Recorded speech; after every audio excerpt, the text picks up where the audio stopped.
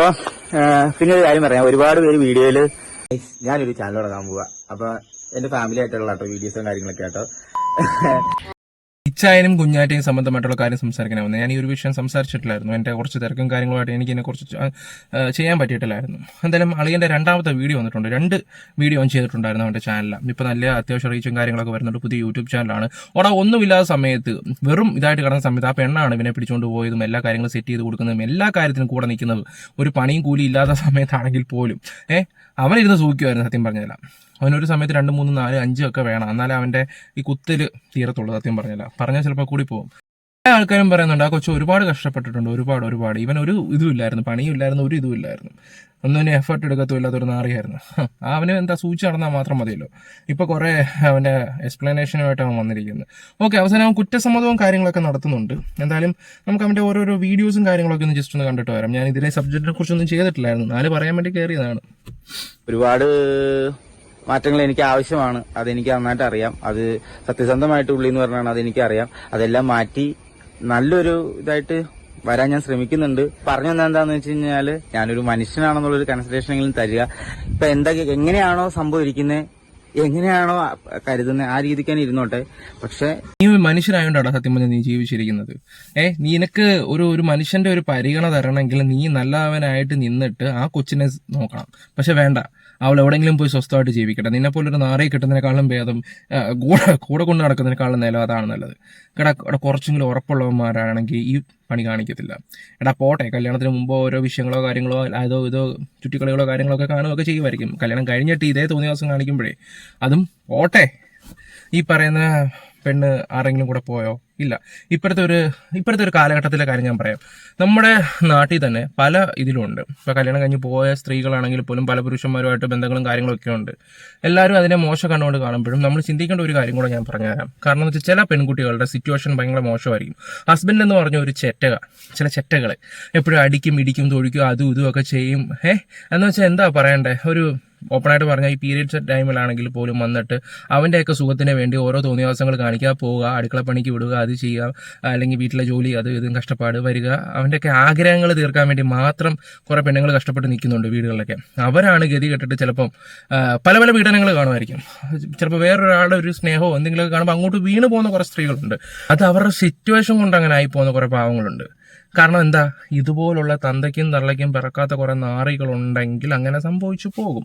അതും ഈ ഇച്ചായൻ എന്ന് പറയുന്ന ഈ നാറിയെപ്പോലുള്ളവന്മാരാണെങ്കിൽ, നിന്റെ ഭാര്യ അങ്ങനൊന്നും ആരും കൂടെ ഒന്നും പോയിട്ടൊന്നും ഇല്ലായിരുന്നല്ലോ. നീ കാണിച്ച തോന്നിയവാസത്തിന് നിന്റെ രീതിയും നിന്റെ സ്വഭാവവും കൊണ്ടാണ് ആ പെണ്ണത് വേണ്ടാന്ന് വെച്ചത്, ഗതി കെട്ടിട്ട്. ഓക്കെ, അപ്പോൾ ഞാൻ പറഞ്ഞ കാര്യം നിങ്ങൾക്ക് ഏകദേശം മനസ്സിലാകും. അങ്ങനെയും ഗതി കെട്ടിട്ട് കുറേ പെൺകുട്ടികൾ വേറൊരു റിലേഷൻ ചൂസ് ചെയ്യുന്നുണ്ട്. കാരണം അവർക്ക് കിട്ടേണ്ട ഒരു സമാധാനം, കാരണം വീട്ടിൽ വന്ന ദ്രോഹം മാത്രമാണ്. ഇപ്പം കൂടുതലും ആൾക്കാർ കെയറിങ്ങും അതുമൊക്കെ സപ്പോർട്ട് ചെയ്യുന്ന ആൾക്കാരാണ്. പിന്നെ അല്ലാതെ കിടപിടിച്ച് പോകുന്നതിനോടൊന്നും എനിക്ക് വലിയ യോജിപ്പും കാര്യങ്ങളൊന്നുമില്ല. അതൊക്കെ അടി കിട്ടേണ്ട കേസ് കേട്ടോ. അപ്പൊ പിന്നെ ഒരു കാര്യം പറയാം, ഒരുപാട് പേര് വീഡിയോയില് പല കാര്യങ്ങളും ചോദിച്ച് കമന്റും കാര്യങ്ങളും ഇടുന്നുണ്ട്. സത്യസന്ധമായിട്ട് പറഞ്ഞാൽ എനിക്ക് അതിനെക്കുറിച്ചൊന്നും പറയാനൊരു താല്പര്യം. വീഡിയോ ചെയ്യാതിരുന്നാൽ മതി മോനെ, നീ വീഡിയോ ചെയ്യാതിരുന്നാലാ ഇത് കേൾക്കേണ്ടി വരും. വീഡിയോ ചെയ്താൽ നീ ഇത് കേൾക്കേണ്ടി വരും. അല്ലെങ്കിൽ നീ കമന്റ് ബോക്സ് ഓഫ് ചെയ്യണം, അല്ലെങ്കിൽ നീ വീഡിയോ ചെയ്യാതിരിക്കണം. ഇതാ ചെയ്യേണ്ടത്. അപ്പം സോഷ്യൽ മീഡിയ വന്നിട്ട് ഇത്രയും സബ്സ്ക്രൈബേഴ്സും ഒക്കെ നേരത്തെ അവിടെ ചാനൽ ഉണ്ടായിരുന്നല്ലോ, അതൊക്കെ വെച്ച് 10 ആൾക്കാർ കാണുമ്പോൾ നിന്നോട് ഇതല്ല ഇതിൻ്റെ അപ്പുറം ചോദിക്കുമ്പോൾ ഇപ്പോഴും നിന്റെ കമന്റ് ബോക്സിൽ നിന്നെ സപ്പോർട്ട് ചെയ്യുന്ന പല അവന്മാരും ഉണ്ടല്ലോ, നിന്റെ കൂട്ടത്തിൽ നിന്റെ വർഗ്ഗത്തിൽപ്പെടുന്ന അവന്മാരൊക്കെ. അവന്മാരെയൊക്കെ പേഴ്സണലി നമ്പർ വിളിച്ച് മേടിച്ചിട്ട് നീ അങ്ങോട്ട് വിളിച്ചിട്ട് കാര്യം പറ. ഇന്ന പോലെ സംഭവം അങ്ങനെയാണ്, ഇങ്ങനെ അങ്ങ് അവസാനം തലേന്ന് ഒഴിഞ്ഞെന്നൊക്കെ അങ്ങ് നീ പറ. അതായിരിക്കും നല്ലത്. കാരണം എന്താന്ന് വെച്ച് കഴിഞ്ഞാല് അത് കഴിഞ്ഞു. അതിന്റെ കാര്യങ്ങൾ ഇനി പറഞ്ഞുകൊണ്ട് ഇരുന്നിട്ടോ അല്ലെങ്കിൽ അത് ഇവിടെ വന്ന് പറഞ്ഞിട്ടോ ഒരു ചോദിക്കുന്നുണ്ട് ഫോഴ്സ് കൊണ്ടെടുക്കാനാണോ? അതിലുണ്ട് പറ്റുവരെ നമുക്ക് നോക്കാം. അയ്യോ സോറി കേട്ടോ, ചിരിക്കരുത് എന്റെ അടുത്ത് പറഞ്ഞായിരുന്നു. മനുഷ്യനല്ലേ പിള്ള, ചിരിച്ചു പോകും. അത് ചിരിക്കുമല്ലേ ഞാൻ ചെയ്യുന്നേ, എന്നെ ചെയ്യാൻ പറയല. ഈ ഒരു ചിരിക്ക് മോന്തിട്ട് ഉറയ്ക്കാൻ തോന്നും. അത് കാണുന്നവർക്ക് നല്ല രീതിയിൽ തോന്നുന്ന ഒരു കാര്യമാണ്. എൻ്റെ ഒരു അഭിപ്രായം പറഞ്ഞു, ചെക്കൻ ഭയങ്കര ഓവറാണ് കേട്ടോ. ഭയങ്കര ഓവറെന്ന് വെച്ചാൽ ഭയങ്കര ഓവറായിട്ട് എനിക്ക് തോന്നുന്നത്. എന്ത് മനുഷ്യനാടാ നീയൊക്കെ. ഒന്ന് വെച്ചാൽ അത് രക്ഷപ്പെട്ടെന്ന് പറയാം. ഇവൻ്റെ കാട്ടും തുപ്പമൊക്കെ കണ്ട് ജീവിക്കുന്നേക്കാളും നല്ലത് സ്വസ്ഥമായിട്ട് എവിടെയെങ്കിലും ജീവിച്ചു കൂട്ടുന്നതാണ്. ആരെങ്കിലും ലൈഫിൽ കടന്നു വരും, അത്രേ ഞാൻ പറയുന്നുള്ളൂ. ഇവനെക്കാളും നല്ല രീതിയിൽ ജീവിച്ച് കാണിച്ചു കൊടുക്കും, അതെന്തായാലും ജീവിക്കും. അപ്പൊ എന്താ പറയണേ, നിങ്ങൾക്ക് എന്ത് വേണമെങ്കിലും കമന്റ് ഇടാനോ അല്ലെങ്കിൽ എന്നെ വിമർശിക്കാനോ എല്ലാ കാര്യത്തിനും നിങ്ങൾക്ക് അധികാരമുണ്ട്. കാരണം പബ്ലിക് പ്ലാറ്റ്ഫോമിൽ ഒരു വീഡിയോ ഇടുന്ന എന്നെ നിങ്ങളുടെ സ്വാതന്ത്ര്യത്തിന് നിങ്ങൾക്ക് കമന്റ് ഇടാനും വിമർശിക്കാനും എല്ലാത്തിനും നിങ്ങൾക്ക് അധികാരമുണ്ടോ, ഇല്ലെന്ന് ഞാൻ പറയില്ല.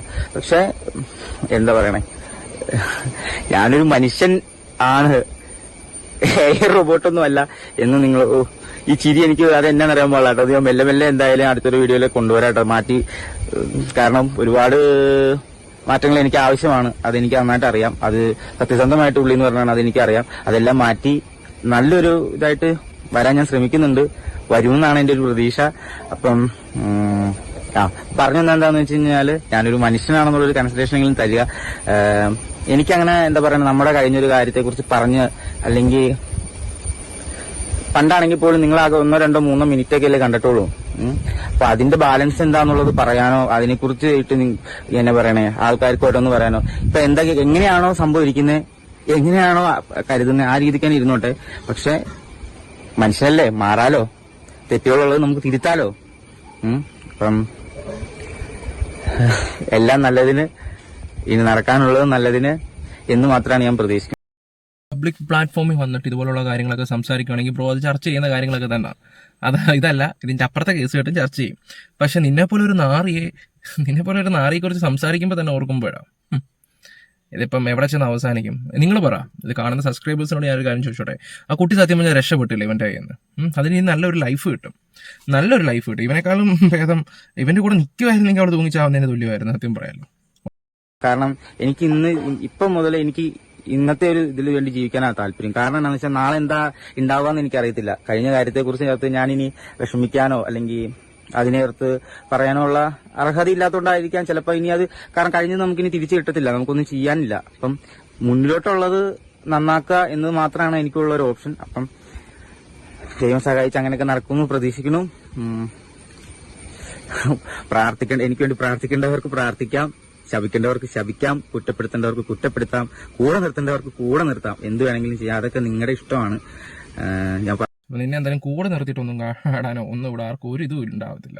എന്തായാലും നിന്റെ നന്മമര കളി കൊള്ളാം. അതിൻ്റെ ഇടയ്ക്ക് ഇവനൊരു വീഡിയോയുടെ താഴെയല്ല ഉള്ളതല്ലേ കുഞ്ഞാറ്റ പറഞ്ഞത്, അപ്പോൾ അതിൻ്റെ ഇടയിൽ ലവ് ചിഹ്നം കൊടുക്കുകയൊക്കെ ചെയ്ത് അവൻ്റെ അടുത്ത് ആണെന്നാണോ?